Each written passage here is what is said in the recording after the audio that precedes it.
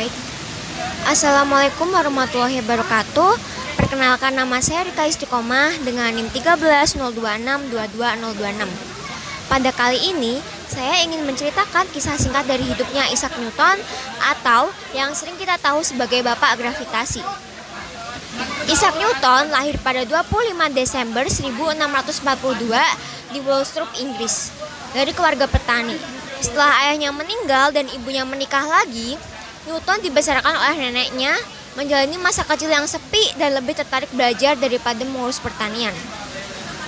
Ia bersekolah di King's School, Granatam, dan kemudian melanjutkan pendidikannya ke Universitas Cambridge pada tahun 1661. Namun, pada 1665 saat wabah besar melanda Inggris, universitas tersebut ditutup dan Newton kembali ke desanya. Di masa inilah ia mulai merenungkan ide-ide besar yang kelak mengubah dunia, termasuk teori gravitasi. Kisah terkenal tentang apel jatuh yang menginspirasinya untuk memikirkan gaya gravitasi terjadi pada periode ini. Cerita Isaac Newton dan apel jatuh adalah salah satu kisah paling ikonik dalam sejarah ilmu pengetahuan. Menurut legenda, sekitar tahun 1665 atau 1666, Newton sedang duduk di kebun rumah warganya di Woolsthorpe Manor ketika dia melihat sebuah apel jatuh dari pohon. Pengalaman ini memicu pemikiran tentang gravitasi. Namun, kisah tentang apel ini lebih merupakan anekdot yang disederhanakan. Newton sendiri menulis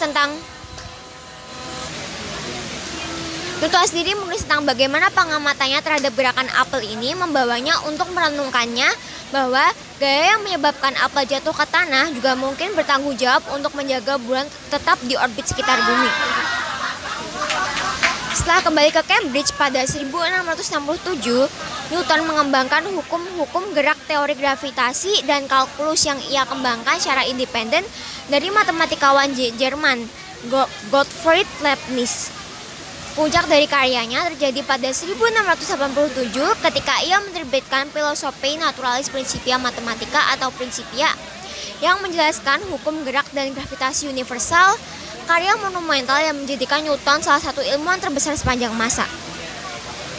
Selain kesuksesan ilmiahnya, Newton juga aktif di bidang pemerintahan, menjadi anggota parlemen dan Master of the Mint, peran penting dalam pengawasan percetakan uang logam di Inggris.